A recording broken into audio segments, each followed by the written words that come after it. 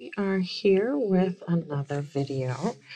This one shows how I quilted this awesome little Boo quilt. B-O-O, Boo. I think that's the name of the pattern.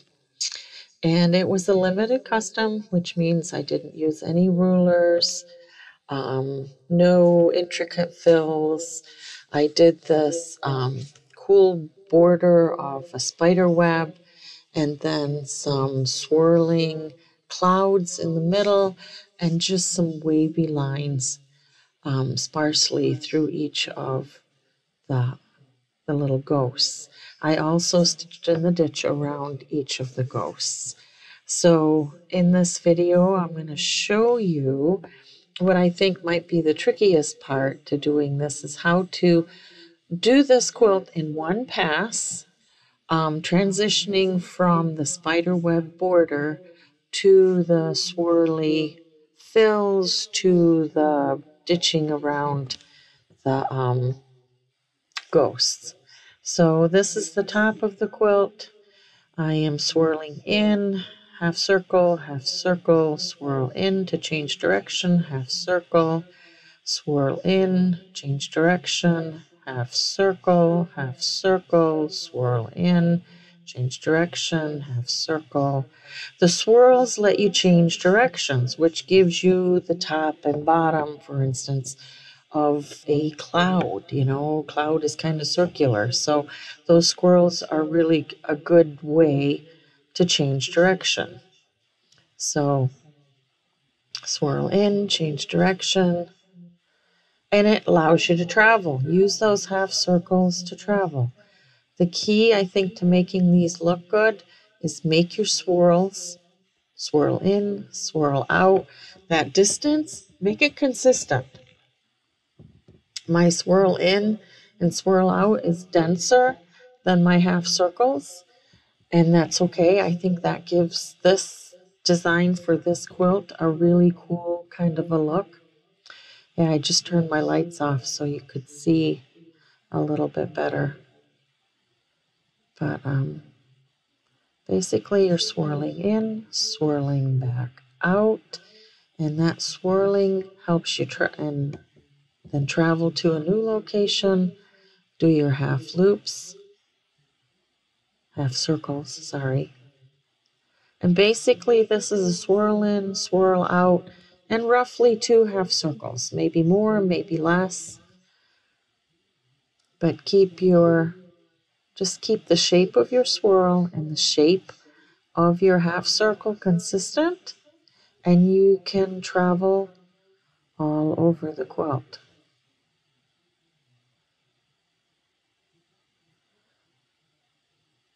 This is a lap size quilt.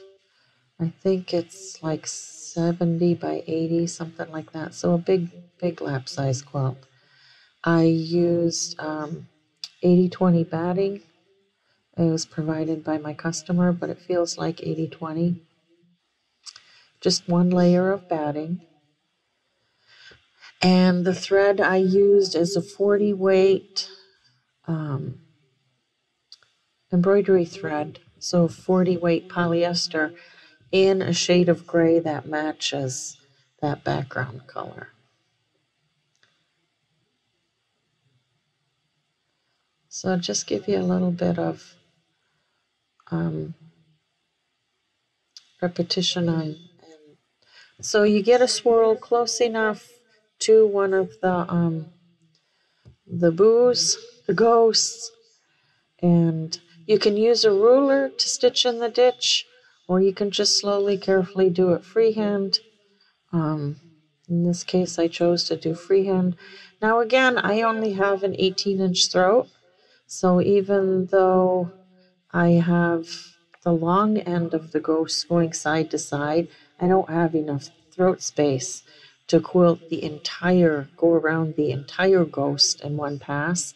So I'm just doing the top half, stitching a ditch, and as I go, I'm filling in any spaces I might have missed, using a swirl and my little clouds to travel from one ghost to the next. And I'm just going across that whole length stitching and then ditch the top half of all the ghosts. Oops, went too far. That's easy to do. Oh my gosh. And if you do that, don't worry about it. I mean, especially if you're doing it in a seam line, when that quilt is done, no one is going to notice. So don't even think about ripping out those stitches. These swirls, clouds look a little wonky when they're right in front of your nose like they are in this video. But for this quilt, it works. Anything that you do, do it consistently and it will work. My, I want to say mentor, she's not really a mentor, but the person I look up to for doing this type of quilting is Adria Good. And I'll link in the comments, in the description below, to one of her videos where she does these swirly clouds. She does them differently than I, and she does an awesome job. I really envy her skills. She's been quilting on a long arm for 10 years. I've been quilting on a long arm for going on 3 years now. So it's okay. We just transitioned to the border. So when you get close to the border, the first thing you always want to do to keep your quilt from pulling in is either baste or stitch down the outside and then work your way back in. Now I'm doing the spider web, and basically for these spider webs, find a center pivot point, the center of your spider web, and then radiate outward. And I do these swags like you would find in a real spider web to travel between the spines. There's very little backtracking. I try to minimize backtracking because I just don't like all the thread buildup. So I use those little swags to travel between the spines. And I just put in enough of those swags to make it look like a spider web. And then use one of the spines to go back out, travel back out, and go right back into your swirl, half circle, swirl, which allows you to change direction. Do the bottom half of your cloud, swirl. I think we're going to swirl right back into, there we go, ditching the bottom half of the ghosts. So I ditch around the outside, and then if I remember, I've forgotten some of these ghosts, but then I will go, yep, I did forget. So I'm starting back. I deleted a little bit. So we're going back. Just this customer doesn't like a lot of dense, heavy stitching. So she asked for the ghost to just be lightly stitched. So I thought, some nice wavy lines. Show ghostly movement. And even on that black print, that medium gray works just fine. It's just enough to show where the light wavy lines are, because this batting is relatively thin. It's kind of a mid-loft. But one thing that really helps these ghosts pop is to also stitch in the ditch around the eyes and the nose. When you lay the quilt flat, you can really see that definition. That really makes a difference. And again, use a ruler if you want, or just freehand it if you're confident. And then I also ditched around the bow. These must be lady ghosts because they have bows. I like this quilt. It's a cute quilt.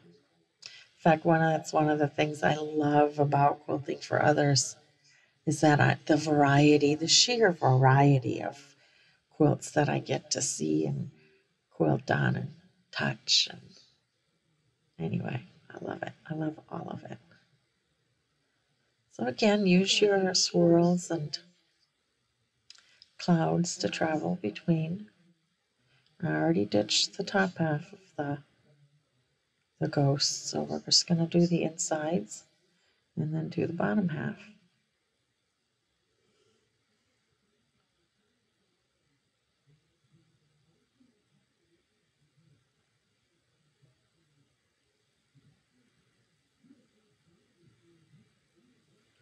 So through the rest of this video, I'm just going to show you, I may have a little bit more of the ghosts, not much, because I know that's going to get pretty boring once you get the gist of that. But I'll show some more transitions between going from the swirly clouds into doing the spider webs in the border. I think that might be the thing that you might be most apprehensive about trying to tackle on your own. So we're back to the other side of the quilt. So, I haven't finished stitching, so we'll go back up. As you're going along, think about where you got to go next. I mean, sometimes you got to tie off and start over if you quilt yourself in a corner and you don't want to backtrack. Which I tend to, if I quilt myself in the corner, I will tie off because, again, I don't like thread buildup. There are a lot of things that are forgiving, especially in a quilt like this, quilted as loosely as this and as just organically as this. But when you get thread buildup, that's a real, like, oops, kind of a look, and I don't like that. So radiating lines, the swags travel between the radiating lines, swag over, and I already did that radiating line to get out to the outside. And we're just going to finish the rest of this half of the spider web, half because the border of the quilt marks half the spider web. These spiders webs were so fun once I got comfortable with them. And the trick there, take a piece of paper and just on a much smaller scale, just draw your connecting lines. So we're going to travel out a little, up, going back down. What did I say about thread buildup? All right. What are we going to do next?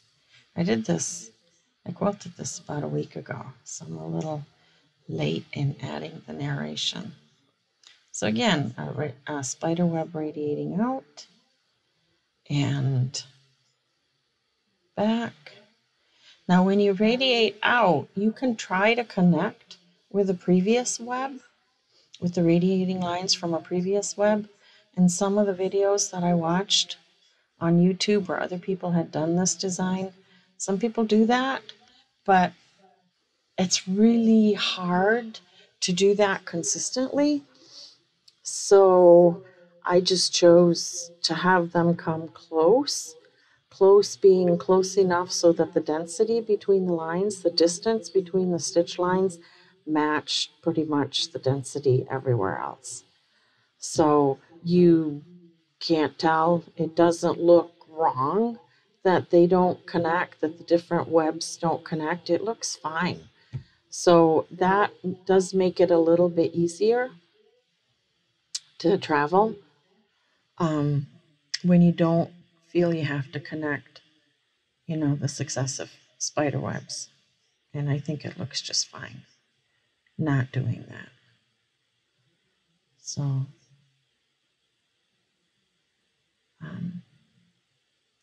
try not to omit stitching in the ditch around at least the main parts of your quilt. Like in this case, these, I can't think of words. Words don't come to me easily. The older I get, these ghosts. It makes a difference. So taking the time to stitch in the ditch and define these ghosts will really make a big difference in the overall look. I think if you omit stitching in the ditch around the ghosts, it just makes the quilt look sloppy. So don't cut corners there. Stitch in the ditch. And if you don't like to stitch straight lines in the ditch, do a small wavy line. I mean, that's fine too, but you're giving definition to a major element of this quilt. If the piecing's more creative, well, in this case, you really can't tell. Creative being that the points don't match and the lines don't line up. You've seen those, right? That's creative stitching. And I dearly love my quilters who quilt like that because they're having fun and it don't matter. And it's okay. It really doesn't matter. People quilt for different reasons. And it's all good. If it brings you peace, harmony, happiness, it don't matter. Because quilting it brings that to you, and then gifting it brings it to someone else. It's all good. And the details really don't matter. That's my soapbox for today. So anyway, so again, swirl in, swirl out. The swirls let you change direction. So all your loops are not going in the same direction. That's kind of the key to clouds. And just keep your curves nice and smooth. Your density relatively consistent.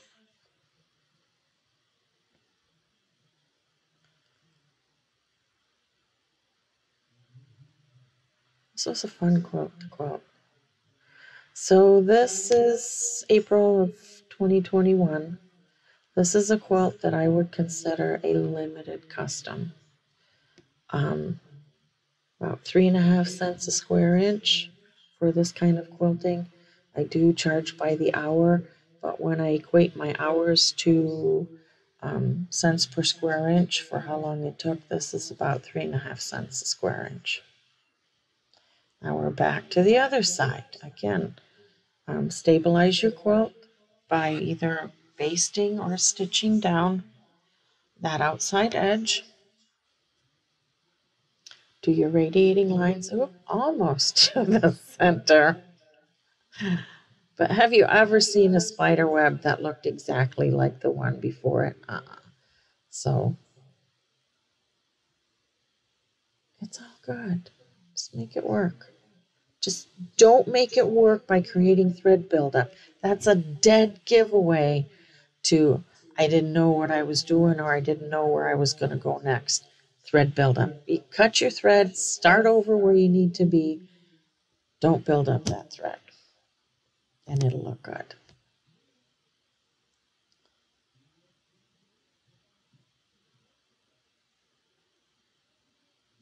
All right, I can't think of anything else to tell you. So I think I'm just going to play music. Gotta find some cool Halloween music. I know it's April, right? But still, Halloween quilt needs Halloween music. And who knows, you might be watching this at Halloween. So, all right, I'm going to sign off here. I might pop back in on the end.